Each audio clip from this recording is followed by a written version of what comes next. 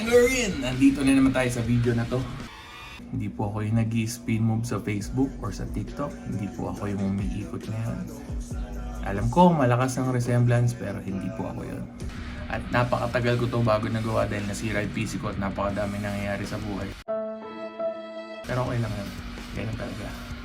Buhay yun pare. Well anyways, dito tayo at gumawa ko ng mga sarili kong preset. Hindi ko naman higibayin kung ano yun sa inyo. Yung masasabi ko lang about doon. No? Kasi kung gusto nyo manood ng review nito, gusto nyo malaman kung paano i-tweak, paano something, napakadaming video dyan. Mula kay Master Aerosmith, mula kay Master Jam, or sa iba pang mga talagang nagre-review ng pedals. Ano? So ako, para hindi naman redundant, gumawa ko ng mga sarili kong tone at kung ano yung mga palagay ko dito, di ba? So first off, dito ako sa clean na to. This is a spring reverb and ang clean ko hindi Fender. Lagi ako nagki-clean. Ayun, nakikita niyo yung nasa likod ko. Universal Audio Ruby, no? Ang gamit ko po sa clean ay AC30. Lagi po ako naka-AC30. We're playing country rock. And pag nagki-clean ako, gusto ko AC30 talaga yung tunog ko. Para sa akin mas tube yung tunog niya. Walang problema kung gumagamit ka ng Fender amps or kung ano man gusto mong gawin. Nasa sa'yo lang tayo. Pero ako, I prefer AC30 or yung Vox Tone. So, gumawa ko ng Vox Tone dito with a spring reverb na talagang para sa akin more than average para sa presyo na itong M-Wave MK300. So, I've tried HX Stomp, I've tried, yan, meron akong Ampero 2 Stomp and talagang lumalaban siya. So, here's a sneak peek.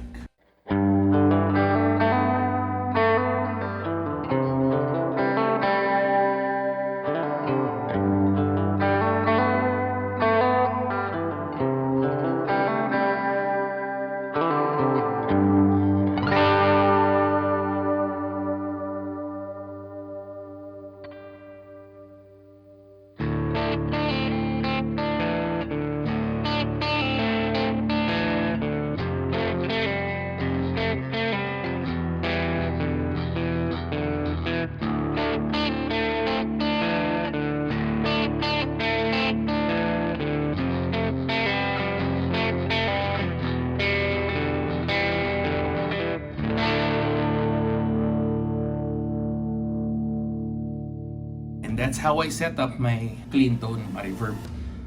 Gusto ko may tuwang pa din and more or less vintage sound talaga.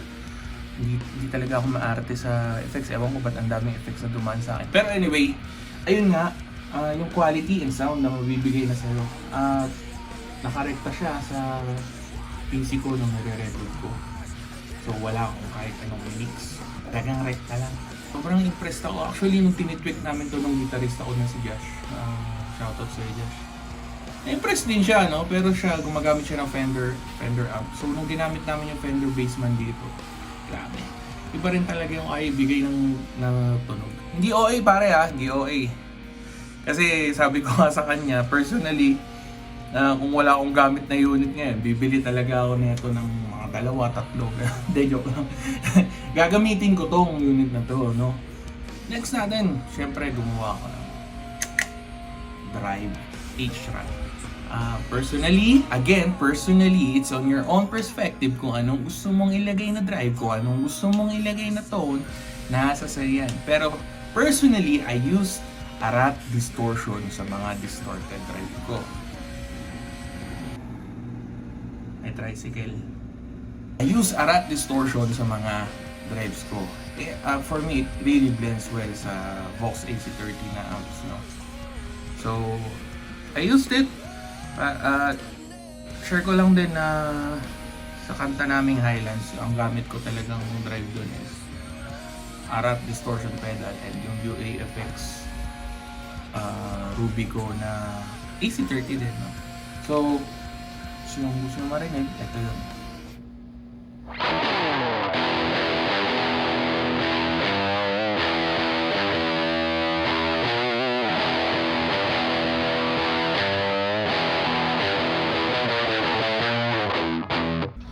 Meron siyang punch, andun yung grit, andun yung pagka-fuzz. At take note kasi I usually use a distortion pedal tapos tube screamer. Then, zero lang or a blues breaker. Pero yun, Ano lang yun, bale rat distortion lang siya. Rat yan pare, rat. Tapos, rekta na agad dun sa ano, nakakompressor lang ako, tapos rekta na agad dun sa AC30 na amp. Kung narinig nyo naman pare, kayo naman humusga, ako gusto ko yung tone eh. At yung tweaking dito hindi mahirap kasi nandiyan nga yung tatlong knobs, no? And what I mean by that is hindi ako nahirapan mag-tweak. Yung talagang hirap kunin ng tunog, hirap ng hindi, sobrang lapit niya pare, sobrang lapit niya. So, kudos to M-Wave para doon, no? Grabe tong unit na to. So, well, honestly, kung naghihintay kayo ng para sa expression pedal, tinry ko expression pedal, no?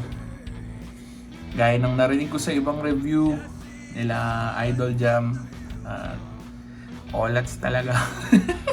Hindi ko alam kung paano ko siya magagamit. Hopefully, kung yung KPT Pro ay ganito ang laman, tapos walang expression pedal, grabe, sobrang sulit nun. Pero ito kasi, kahit volume pedal lang, parang yung response niya napakahina, yung wah niya napakahina. So, moving forward. And lastly, dati tumutugtog ako sa simbahan, dati lang yun nung ako mabait pa. Hindi, mabait pa rin naman ako.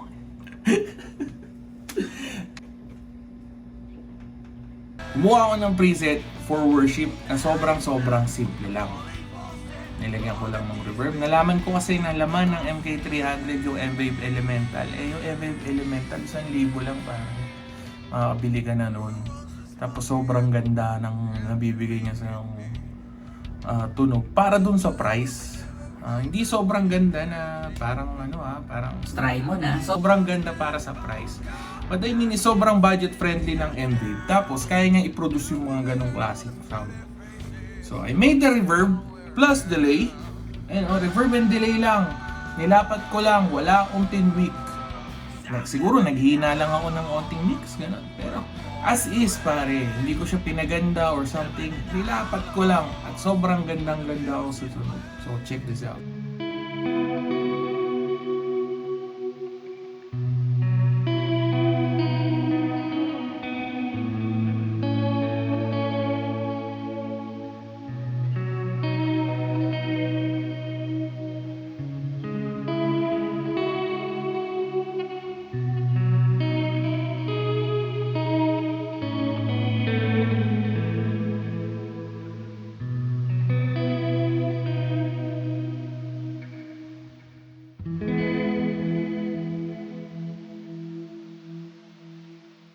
Solid. So, madagdag ko lang dito sa patch ko na H-Rat. Dinagdagan ko siya ng delay for solos. At sobrang effective nito para sa akin. I usually use delay sa mga solo ko. Hindi lang basta volume up. Lalagyan ko ng delay. Shoutout kay Master Boo. Kanya ko natutunan yan talaga ng efficiently. So, ako kasi usually sa mga gigs naghahati kami ng gitarista ko. And masasabi ko na yung solo tone neto, kayang-kaya niya kunin. Hindi ko alam kung di lang talaga ako maarte sa tone or di ko alam kung sobrang simple lang yung gusto ko. Pero sa akin, maririnig mo siya nang maayos. At mabibigay niya sa yung tunog na gusto mo. Nilagyan ko lang siya ng delay and let's check this out.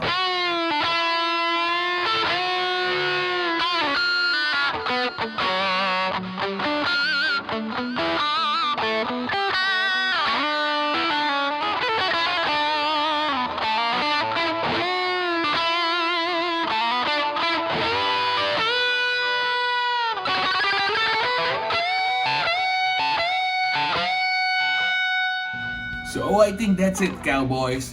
So narinig nyo naman kung paano siya tumunog, paano ko siya patunogin. Sobrang simple lang. Though, konting-onti talagang tunog digital siya. Hindi niya pa rin kuha yung, alam mo yun, multi-effects na parang tunog analog. Pero, brothers and sisters, ladies and gents, this is M-Wave MK300 na may i-score mo ng below 10,000 pesos. Hindi ito kagaya ng Ampero 2 stump, hindi ito kagaya ng HX stump, HX Stump XL, hindi ito Fractal Audio, hindi rin ito Kemper, at lalong-lalong hindi ito Quad Cortex. Yung mabibigay niya sa yung tone is enough. Actually, more than enough para sa isang multi-effects na below 10,000. Kasi if you're gonna settle for zoom, ako nagka-zoom G5N na ako noon, G3XN, lahat ng zoom tinry ko na multi-effects halos. But this thing, it tops everything. Nagka-MG30 din ako. Itong MVIG MK300 na to, walang bola-bola. Straight to the point, sobrang ganda. Yes, sabi ko nga, nandun pa rin yung tunog digital niya. Pero pag tinugtog mo to sa live, and pag humalo na to sa mix, hindi mo na mapapansin yan. Unless maka-encounter ka ng mga tone critic.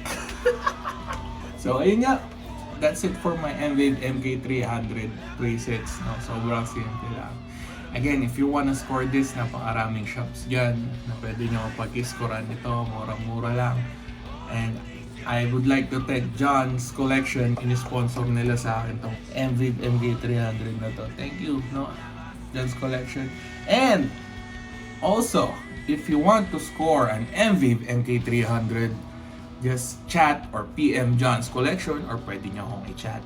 At makakakuha kayo ng 500 peso discount para sa isang unit. That's it! Wrangler out!